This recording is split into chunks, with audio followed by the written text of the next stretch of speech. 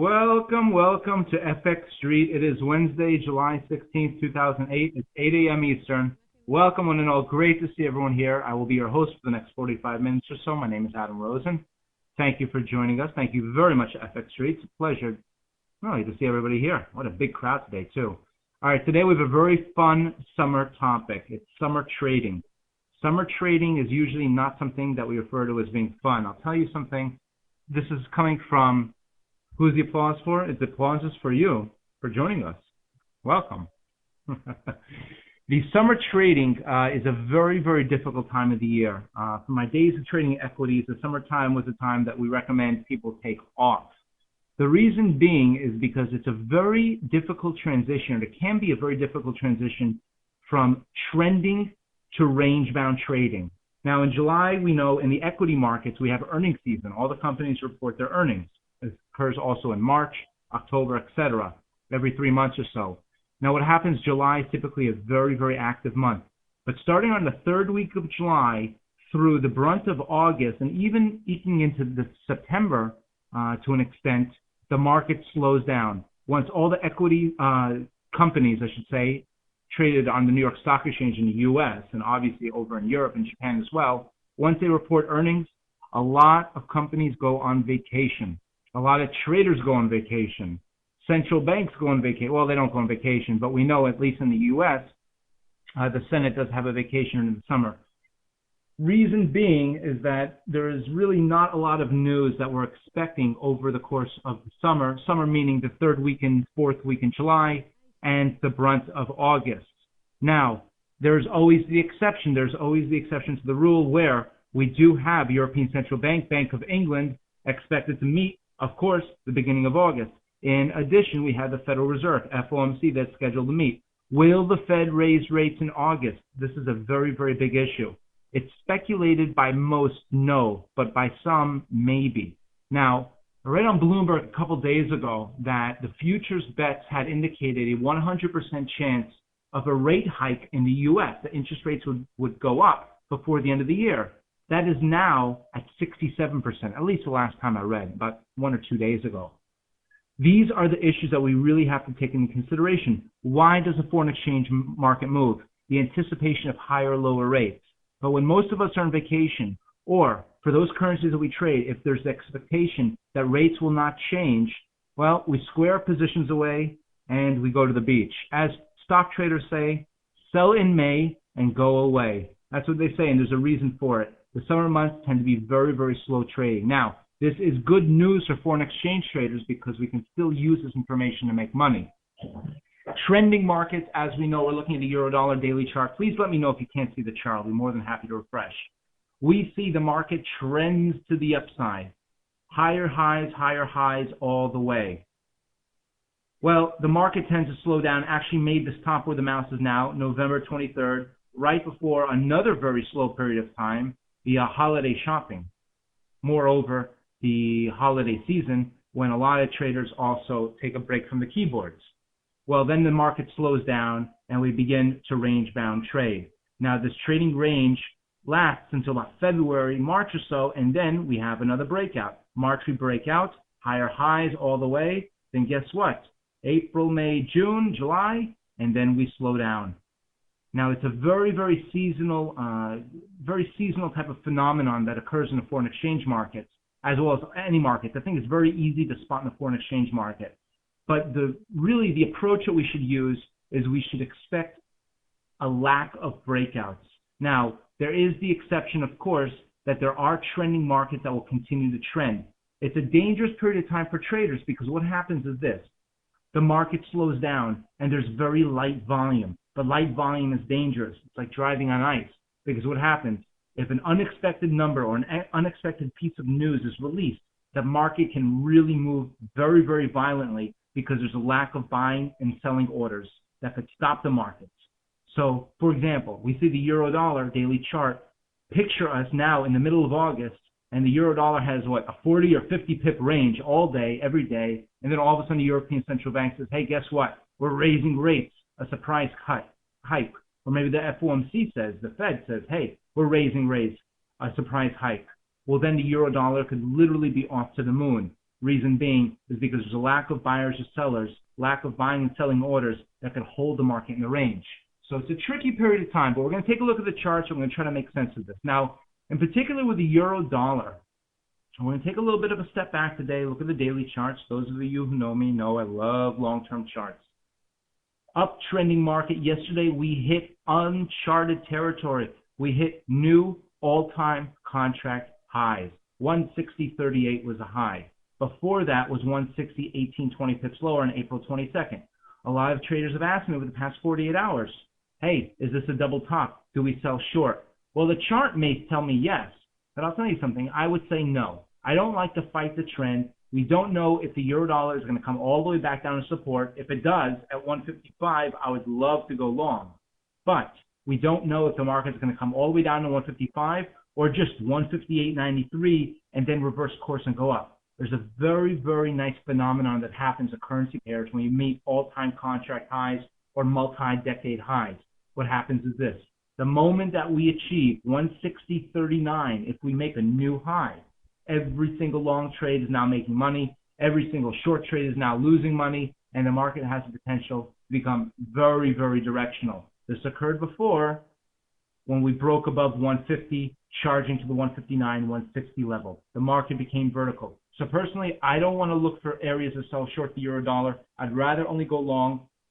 In the case of the euro dollar, it's this uptrending support line, approximately 155. I would love for the euro dollar to come back, test and fail to break below the support line. And if history is any judge, the support line, which we've drawn since the early days of August 2007, about 11 months ago, this line is a pretty accurate way to trade this euro dollar pair. But taking into consideration summer months, what is possible? We don't know what's going to happen, but what is possible? It's possible that we fall into a very annoying little range-bound market. We can draw our highs. What I'll do is I'll adjust this line because we want those colors to match. Otherwise, it's not fun, right? So now that our colors are matching everything, we see an ascending triangle pattern. Now, will the market go to 155, then back up above 160? Will we go above 160? I'm guessing, unless, barring the chance of unexpected news or any interest rate changes in the European Central Bank or in the U.S., my best guess is that we fall into a range. 160, maybe 155, back to 160, 155. Now, ascending triangles, that is a triangle with an upsloping support and a flat resistance. Ascending triangles tend to break out in the same direction as the ascend, meaning to the upside.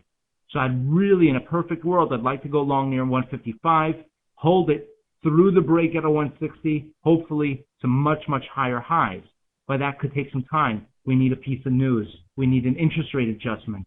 We need something to occur, maybe elections. We need something to occur to shock the market out of its comfortable range. The markets like to stay in comfortable ranges.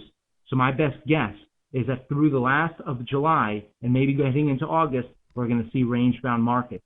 Use a buy low, sell high type of approach. An excellent indicator to use in this situation is our friend, the Bollinger Bands.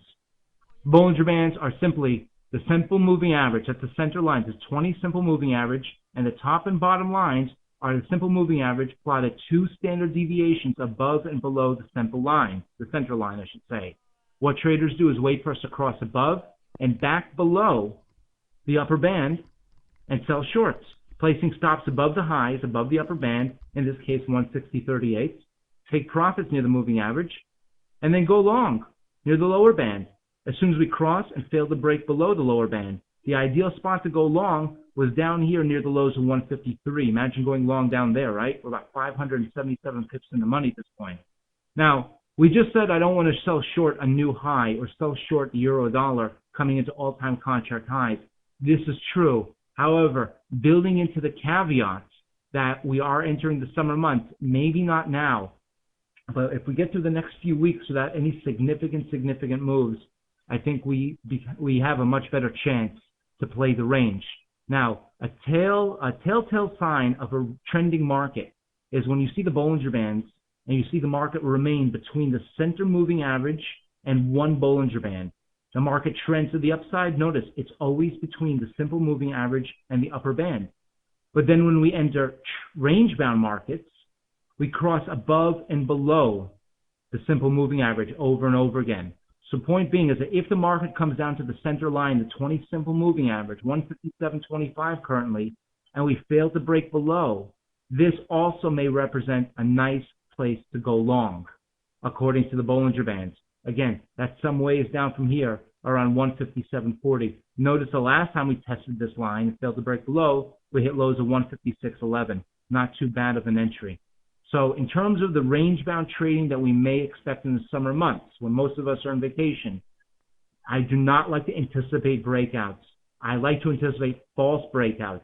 This is what we like to see. Long candlestick wicks that go just above the Bollinger Bands, just to new highs, and then guess what? It's a little bit of a false breakout. If you look at the Dow Jones Industrial Average, it was a false breakout before we came down 4,000 points also.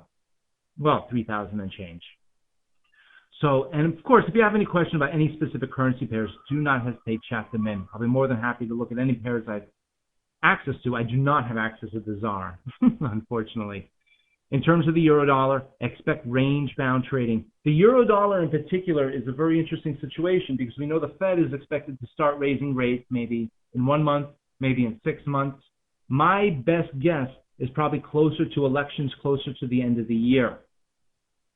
Now, pound dollar, we are looking at next, and after that, dollar yen. The dollar, I believe that's a Singapore dollar, is a SGD, if I'm not mistaken. I do not have access to that. I really do apologize.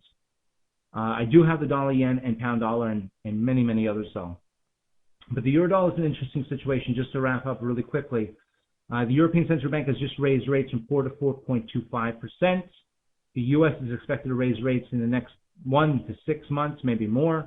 So you have two currencies that are relatively strong. Well, when two currencies are relatively strong, what happens?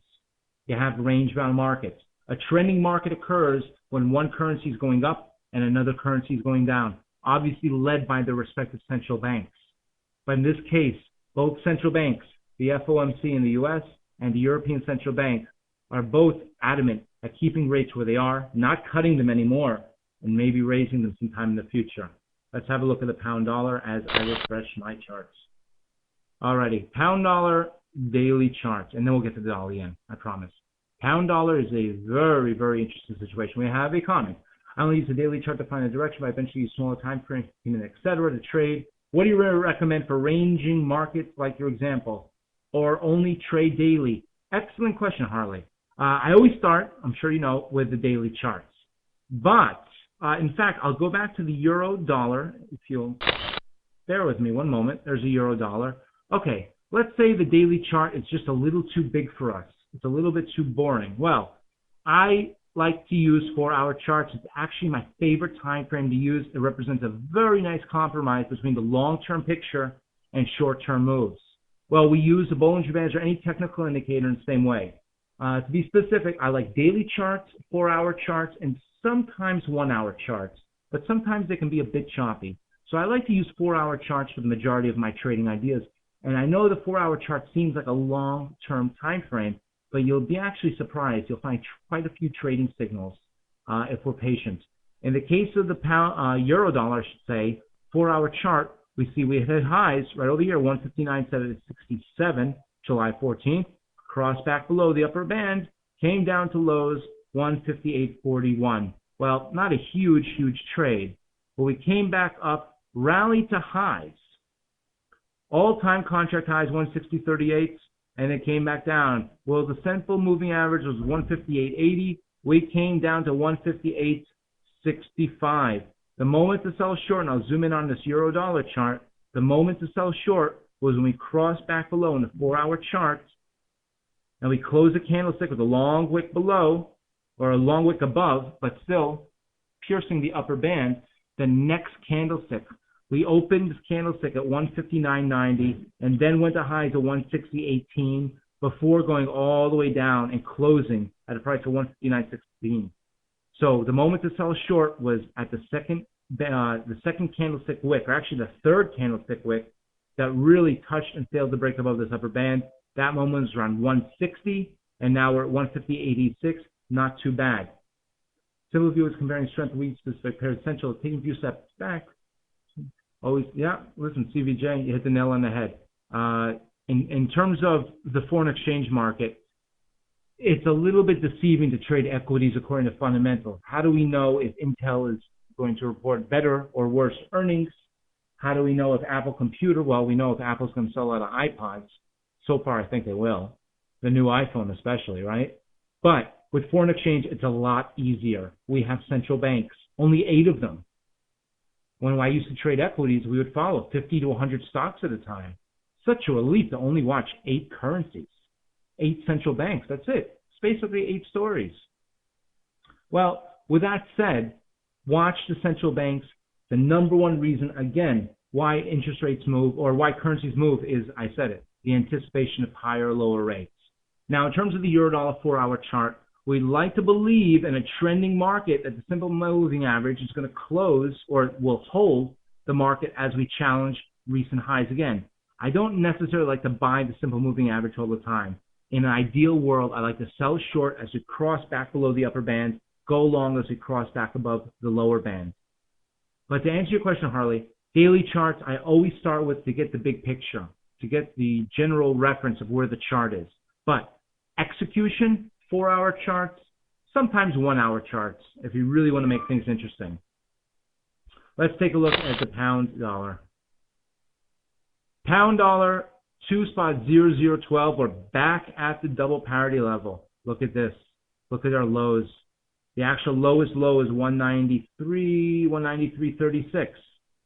That was on January 22nd. Happy New Year. 1, 2, 3, 4, 5. Quadruple bottom, no, 5 bottoms, just at about 194. The last low was 194.10. Not too bad. That was on June 13th. Now, 194 is our support, and then we move to our resistance. It's a little bit more complicated. Draw our downturning trend line from the highs to 1159 on November 9th. We draw it on down. Well, it's easy to see. We broke above that. We broke above a major resistance line. Zooming in on this daily chart, this is beautiful. I'll zoom in one more time. This is a phenomenon which I love to see happen. Look at the market break above our downturning long-term resistance. We rallied all the way up to 2.0006. Guess what? Former resistance. This blue line, which at one point represented our ceiling, our resistance, then became our new supports. Well, the line indicates 196.62. We came down to 196.49, only 13 pips lower. Not too bad on a daily chart going back about 6-7 months, right? Well, now we see the pound dollar yesterday. We had a lot of news yesterday, and some news today as well. Eurozone CPI released today, 5 a.m. Eastern. Well, what happened? The pound dollar broke to new highs we have not seen in quite a while. 201.57 highs to be exact. We have not seen these highs actually going back to March 27th. March 27th was the last time the pound dollar was as high as it was yesterday. Now, with that said, do we expect the range to continue? I would think not. We've broken to a new high. This looks more like a trending market now. Let's zoom in. Drawing even further, our uptrending new support line, that puts pound dollar support now, well, approximately 197. Resistance, well, we could draw it a few different ways, but more or less, and it should come parallel. Most of the time, or a lot of times, we'll find the market establishes a parallel range. Now, do we expect this trend to continue to the upside? Let's draw our Fibonacci lines from the highs. 203.98, we'll call it 204. 2 pips, right? We'll draw it down to what we know are significant lows, and look at this. The high of yesterday's candlestick spike was 201.57.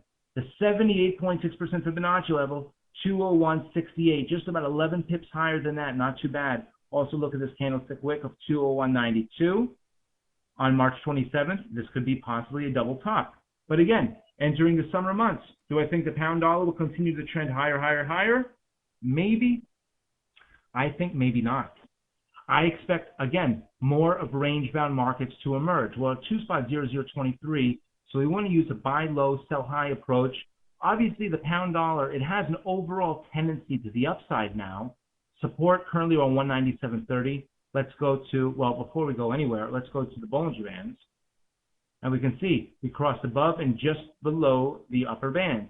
I don't necessarily want to go short, sell short near this upper band, given the range, given the current trend. But if we look at a 4-hour chart, we can find much better trading points. Look at the bands, the market cross above and back below the upper band. Well, selling short as we cross back below, another red candlestick wick, highs at 201.15. That was a nice place to sell short. We're at 2.0024. To take profit, well, my target is a simple moving average, 199.50. Where I'd love to go long, 197.50. But expect range-bound markets to emerge. I think that's going to be a very, very big theme coming into the summer months. Let's take a look at the Euro-Pound. Euro-Pound long-term chart. Reason for the trend? There is. It's a great question. I hope I can provide a great answer. All right. Let me refresh. And we're off. Okay. Please let me know if you can't see this, by the way. Euro-Pound. This is a daily chart. We're going back to the early days of July 2007, just about a year ago. I like to look at a daily chart going back about a year.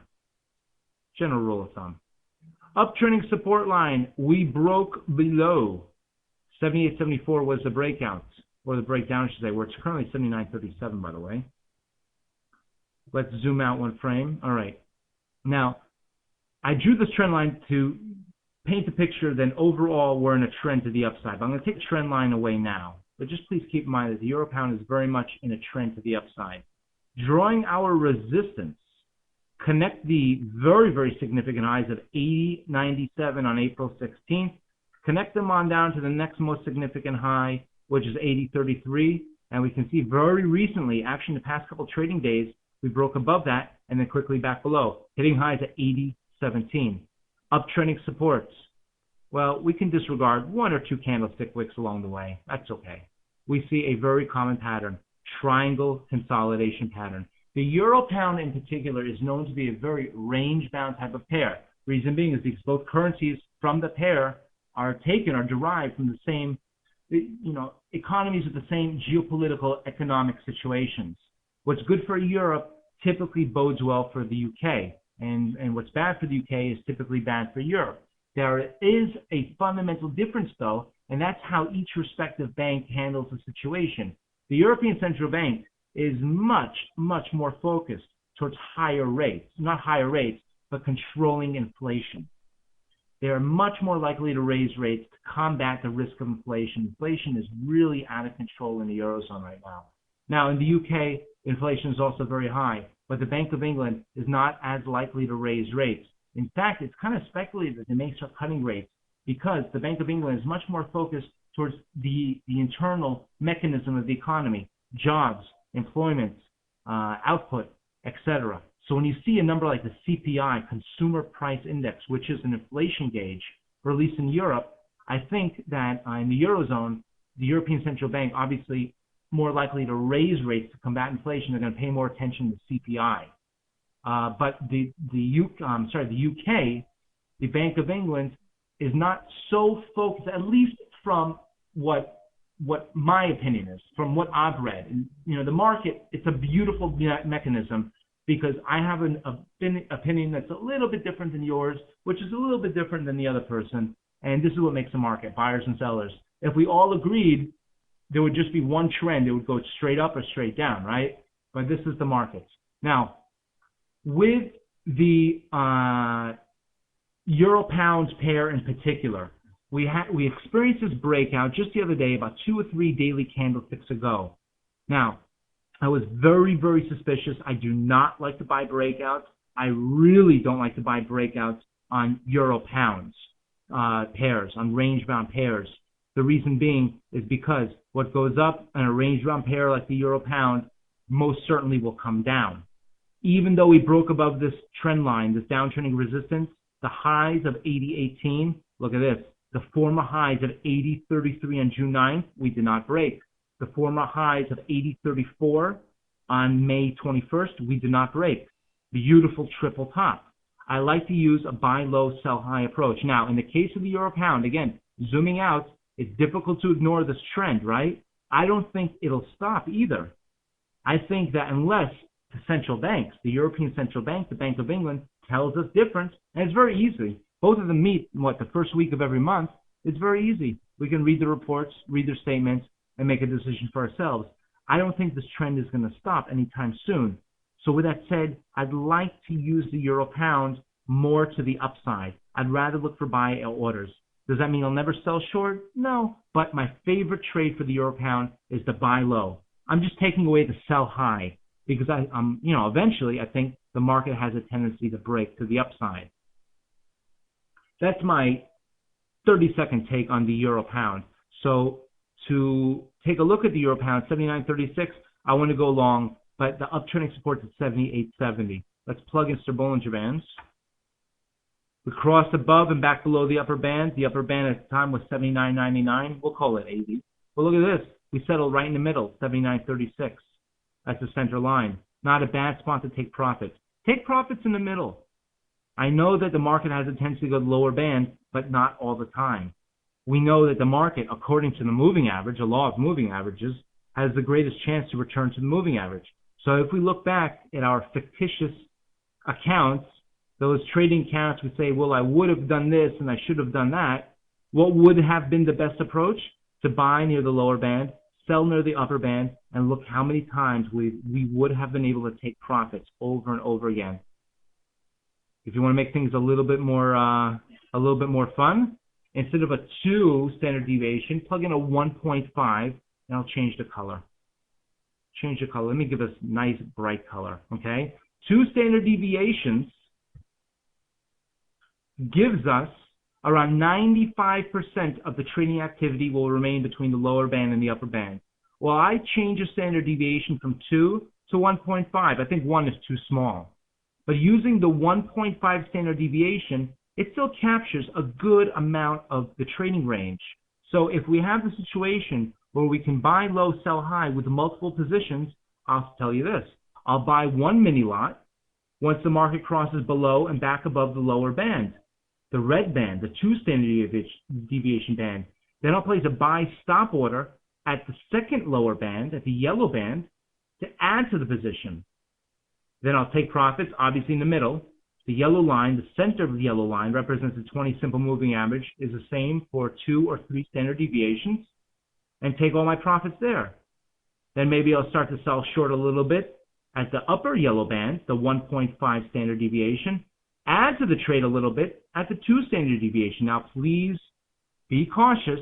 Use a little bit of caution. I do not want to apply this to a pound-yen pair or a dollar-yen or an Aussie dollar for that point, because those pairs I mentioned, the Aussie dollar, the dollar-yen, they can be very, very trendy and they can really explode. We want to apply this type of Bollinger Band buy low, sell high approach to only those markets that have the best chance to remain in a range. This is range-bound trading. Now, what are other currency pairs that tend to remain in a range? Well, the euro pound, obviously, euro Swissy, pound Swissy, euro pound Swissies, they all come from Europe. We can look at an Aussie Kiwi. We can look at an Aussie CAD. That's a commodity play, right? But please be careful also. For example, the Aussie Kiwi has become very, very trendy over the past year or so, because the Reserve Bank of Australia, I think, is much more adamant keeping rates high. Even though the Reserve Bank of New Zealand has higher rates, I think it's speculated that they may cut rates sometime in the future. So that becomes trendy. This is why it's important, at least on a minor level, to keep an eye on the fundamentals. I'll tell you, a great tool that I've really come to use a lot is Bloomberg. Go to the Bloomberg.com website, and on the front headlines, they print new news stories all the time. I look at it at the beginning of the Euro session, the beginning of the U.S., the beginning of the Asian session. It gives you a nice recap of what happened during the previous session and gives you a heads up to what news is expected in the next session. It's a really, really nice reference, and of course it's free. CVJ says, absolutely, Adam, since we are dealing with fractals here, price will usually gravitate towards the mean, an equidistant range regardless of time cycle. CVJ, you took the words right out of my mouth. You said it very, very well. I agree. I agree 100%. Now, let's take a look at the dollar yen. There's the dollar yen. Okay. Dollar yen is a little bit more of a tricky guy. I'll tell you why. The dollar yen, I think, is one of the most important currency pairs to watch, and probably one of the most difficult to trade. If you've lost money on the dollar yen trading, do not feel bad. You are not alone. We can draw these downtrending resistance lines a number of different ways and trying to connect the greatest amount of highs and lows possible. The dollar yen is just a very, very tough currency pair to trade. It's known as a corporate instrument because what it does, it's a financial instrument that's used by corporations. Toyota, well, the automobiles are made in Japan, sold in the U.S. They obviously have to hedge their currency risk, right? Imagine having that job. The currency risk manager for Toyota, right? That's not an easy job. The dollar yen goes up, the dollar yen goes down. It could make a very, very big difference to some of these companies and their final net, so to speak. So with that said, it's an instrument that a lot of corporations use to hedge their own activities, and you have very erratic movements. We also have the lovely Bank of Japan too, which is sometimes not so nice to intervene. That hasn't happened in the past few years though. At any rate, the dollar yen 104.19 came up to our downtrending resistance, and at the third attempt, really 107.52, we had a nice double top over here. We came back down 104.21, 104.19. Now, we must zoom in on the dollar yen. The dollar yen drawing the Fibonacci lines. I love Fibonacci. Lows of 95.73 on March 17th. 95.73. That's where we are. Drawing to the highs that we know. 108.58 highs on June 16th. 38.2% Fibonacci level. Well, the 23 didn't hold us. The 38.2 is basically right here. Below that, the 50% Fibonacci level. That's at 101.97. We'll call it 102. There's also a possible there is a double bottom pattern that occurred right around 102.60. Notice 102.60 was our former highs. This is going back the first couple days in April Fool's Day, and then the double bottom pattern May 12th, and again, May 22nd. So around 102.60 roughly, there's potentially a very big stopping point, and that is coincidentally, or maybe not, just above our 50% Fibonacci line, just above 102. So 102 to 102.70, 102.60 could be a big stopping point for the dollar yen. By the way, notice how, and this is just a little bit of an unrelated topic, how the market tends to find these trading brackets. Look at the former lows, excluding this candlestick wick, we were basically hit. Well, this candlestick wick's at 104.96. The previous low, 105.67, 105.50 we'll call it. Former lows, hey, became our new resistance. We came back down. We broke above, then our new supports. Then we broke back down. Now we have 102.60, 102.50 roughly. The market finds these horizontal price bands to trade in. It can be a very, very useful tool, especially in range-bound markets. I would mention this though. Please be aware not to get too comfortable trading range-bound markets with the dollar yen. It likes to establish trends. 100.70, by the way, the 61.8% Fibonacci level, did at one point represent former highs, now former lows. Harley CPI 1.1%, core up 0.3%. Should that be today? Are you referring to the Eurozone or is that US? Right now, okay. That's in the US dollar. I know we had Eurozone CPI, but that was about 3.5 hours ago. I'll take a look at the euro dollar chart in a second. But if the CPI is up more than expected, it indicates a greater amount of inflation, more reason for whatever central bank we're watching, in this case the Fed, to raise rates. Now, will the Fed we're actually looking at the dollar yen, so let's take a look at this. CPI biggest rise since 1984. Wow, I did not know that. Well, let's take a look at a 5-minute chart of the dollar yen really quickly to see if there's any market reaction. It was released, 3 minutes ago? 4 minutes ago? Well, so far the dollar yen spiking slightly to the downside. CPI, I've noticed lately, the market has a little bit of a delayed reaction. We did hit this candlestick high of 104.33. I'd like to wait the next 15-20 minutes, see how the market digests this news. I don't like to jump on the trade as soon as the number's released. Getting back to a daily chart just for a moment, we'll take a look back at the dollar in the next few minutes. Actually, I'm kind of curious. In terms of the dollar yen, touch the 102 level today. Well, I don't know if it's going to happen today. plugging in a time zone. We're lows today so far, 103.77. Anticipating when it may happen is a little bit more complicated. Some traders use Fibonacci projections or Fibonacci time zones. It's something that's a little bit more advanced. I try not to complicate my life to that extent. Euro dollar and pound dollar are showing a lot of wicks as well, right? Wow. We'll take a look at the pound dollar and euro dollar in just a second. The initial reaction to the dollar appears to be to the downside, and a little bit surprising considering the CPI number was greater than expected. At any rate, we don't know when it's going to happen, but my next suspect level is 102.60. Now, do I think we're going to come all the way back down to these 95.73 lows? Maybe not. I'm a little bit skeptical to say I think we're going to come all the way back down. Again, anticipating the summer months, I think we're going to find some sort of support, 102.60, maybe 100.60. Notice how, by the way, the market finds these support levels just around 50.60 level, 100.60, 102.60, 105.50. Maybe a coincidence, maybe not. You need a crystal ball, right? At any rate, with the dollar yen, it's a little bit more difficult, but expect range-bound trading. Now imagine this. Let's zoom in for a second, dollar yen. Let's say we pull back down to the 102.60 level, we find the support, and then we move up. Well, at 105.50, I will be very, very nervous about holding dollar yen longs. Why? Because it will then look like a head and shoulders. The first shoulder high could be then 105.69. That's highs of May 2nd. Then we went to a head. That's the top, 108.58 on June 16th. But if we come back down, fail to break below 102.60, and then rally up to 105.50 again, if we can't break above 105.50, all of a sudden the chart looks very, very bearish. But the bearish candlestick is huge, so is the wick, which means it should come back to the price in times according to the Japanese candlestick charting. The wick, you're absolutely right. P Satisfaction and Harley, I hope I said that right.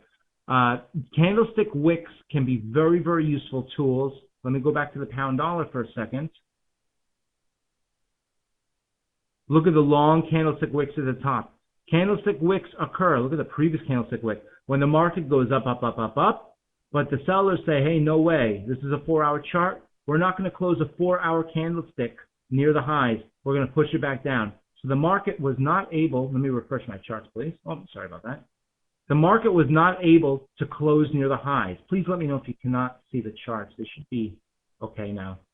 The market was not able to close near the highs, or in the case of the candlestick wicks, near the bottoms. No chart at this point? Okay, we'll refresh it at the moment.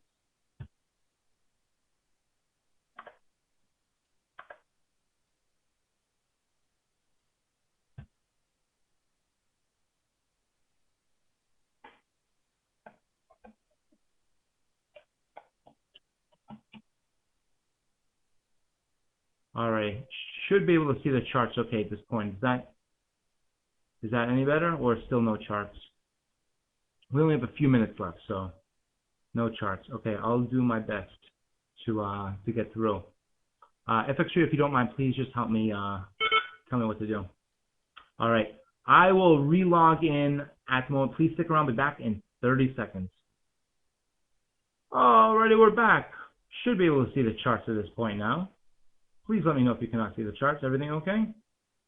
Excellent. Success. We're back. Alrighty. So in regards to the long candlestick wicks, it shows us exactly this, and I don't know who said it, but it was a very, very good point. That the long candlestick wicks show that the market has lack of conviction or is unable to close that trading period near the highs. Let me zoom in on this 4-hour chart. And we can see long candlestick wicks, sometimes they emerge randomly, but when they are at a suspect support or resistance level, be very, very aware that it could be a sign of reversal. Long candlestick wicks show us the market's not able to close near the highs or the lows. Let's take a look at, talk about range-bound pairs. I've been saving this one. This is, and you should see in front of you now, the dollar CAD.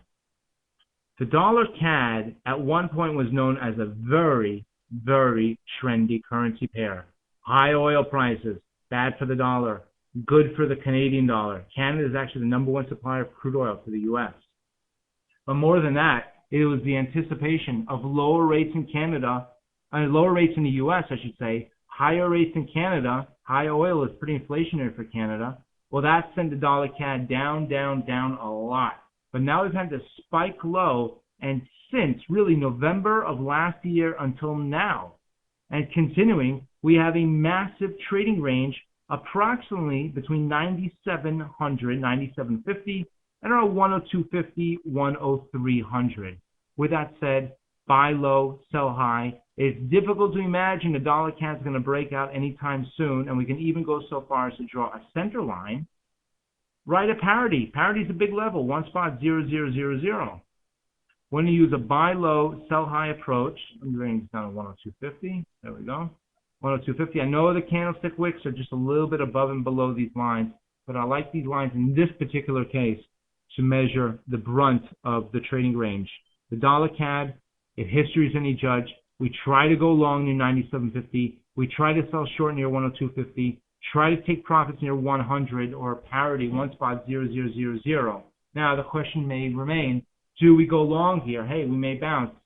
Maybe, but I don't like the trade. The candlestick wick of yesterday's daily candle hit lows of 99.75. Maybe we would have been stopped out, going long and placing stops below parity. So I don't particularly like the strategy. But we can go to a 4-hour chart, and guess what? Plug in the Bollinger Bands, and we can find nice little ranges. Whoops, let's adjust this just a moment to 2 standard deviations. That's better. 4-hour chart. For those of us that don't like to hold trades for a year and a day, let's zoom in. We can see here, using a very simple buy low, sell high approach, we can trade the Bollinger Bands and the dollar CAD back and forth because it is also known currently as a range-bound pair. But please be aware, in the case of the dollar CAD especially, take profits quickly. We may go down to 97.50. There's a very large trading range to consider. So, in the case of the dollar CAD, we hit lows of 99.75, cross back above the lower band. Well, the lower band currently actually is around 99.72. The simple moving average is at parity, one spot 0061. That gives us, well, about a 90-pip move actually. So the dollar CAD on a 4-hour chart, I think we can use a Bollinger Bands to trade back and forth over and over again. Just so a couple points to recap, because I think it's very, very important coming to the summertime. Those of us have traded trending currency pairs. The trend goes to the upside. We watch the market go up, we wait for a pullback, then we go long. Maybe we buy new highs upon the release of economic numbers. Downtrending markets, we sell new lows. I don't like to do so. Or we sell our recent highs, expecting the trend to continue. Well, there's a lot of traders, a lot of institutions, and a lot of hedge funds who take nice long summer vacations. There's less of a reason for the market to break out coming out of the third, fourth week in July through the month of August, really until school starts again in September. When the kids go back to school, the traders go back to work to pay for the private schools, of course, and the next thing you know, we have trending markets develop. So in the summer months, please be aware the market has less of a chance to break out. However, there's always a case, there's always a chance during thin summer months for false breakouts or very, very quick moves. So we should always rely on the charts and stick to our guns. There's a great question. In practical definition of alpha returns, does that mean that if risk is 1%, my portfolio made 2% returns? Now, 1%, 2% minus 1% risk on the portfolio. I was not aware there was any math on this test. No, I'm kidding around. I'm not sure, Zul, if I understand your question 100%. If you don't mind, maybe rephrasing. In regards to portfolio risk, at the maximum, I don't want to risk more than 5% of the portfolio. If I have a $10,000 account, I don't want to risk more than $500 or 5% on any one trade. That does not mean we have to use the whole 5% though. If we have a $10,000 account and we want to use a 200 pip stop for a long-term trade or a 100 pip stop for a medium-term trade, maybe I'll take 1 or 2 mini lots with a chance maybe to add to that position a little bit later on. But I do not ever want to exceed 5% risk. And please be aware also that 5% risk, that should be measured across all different currency pairs. So if we buy the euro dollar, the pound dollar, the Aussie dollar, and we sell short the dollar Swiss and the dollar yen, we're very short the dollar. And if the dollar moves up, we could be hurt on 5 different trades.